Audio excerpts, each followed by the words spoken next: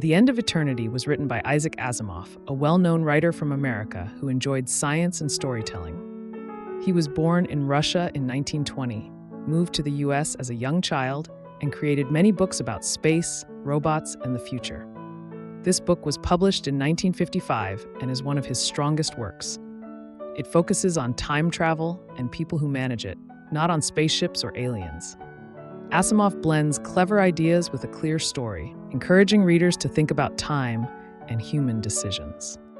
The story opens with Andrew Harlan, a technician working for a group called Eternity.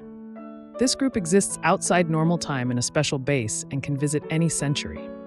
Their task is to adjust history.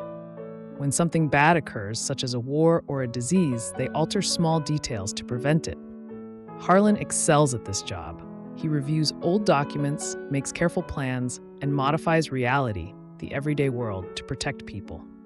He believes Eternity has operated this way for a long time. Harlan's life in Eternity is unusual. The Eternals, as they're called, age slowly because they live beyond time.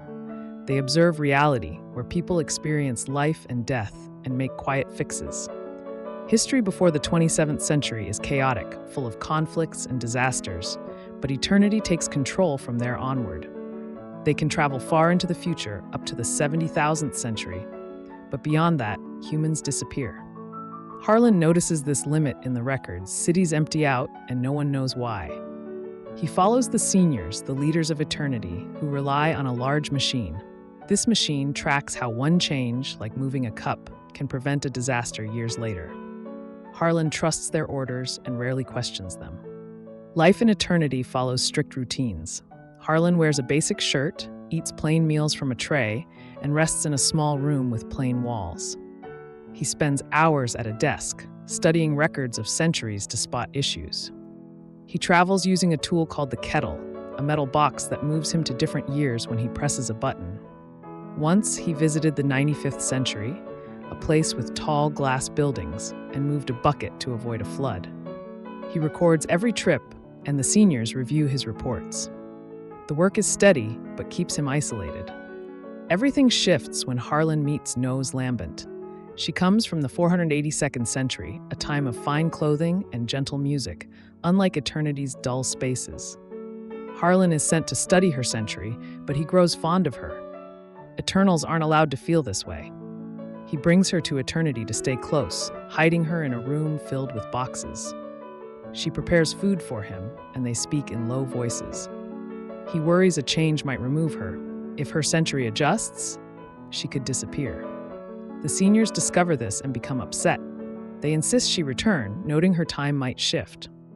Harlan refuses to let her go. Trouble increases as Harlan uncovers a hidden truth. He trains a young Eternal named Cooper, who lived in the 24th century. The seniors brought Cooper to Eternity to learn time travel, planning to send him back to the 24th century to teach others.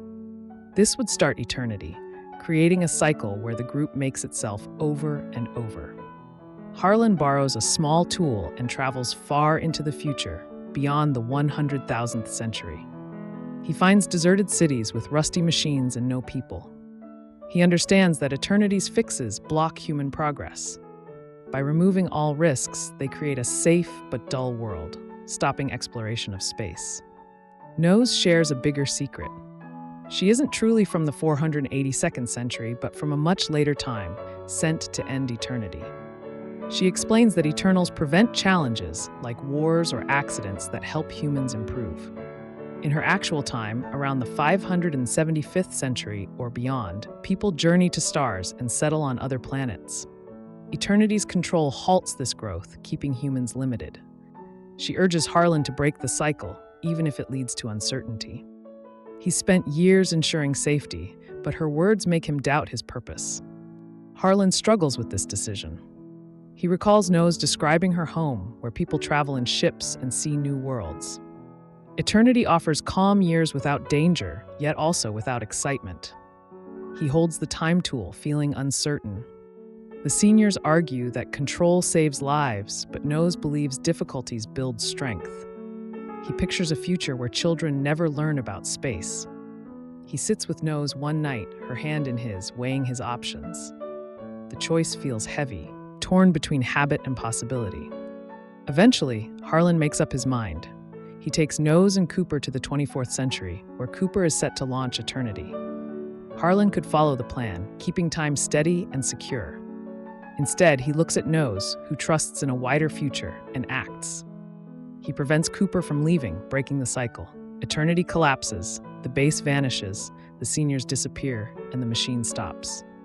Time flows freely now. Harlan and Nose remain in the 24th century, ready for whatever comes. The air outside feels fresh as they step into it. The kettle no longer functions after Eternity ends. Harlan used it often, like when he went to the 1930s and pushed a car aside to save a town from a crash. Another time in the 3000s, he moved a wire to stop a fire in a factory. These tasks were small, shifting a cup or closing a door, but they shaped many years. Now, without Eternity, the 30th century might face a conflict, but the 40th could see a ship rise into the sky.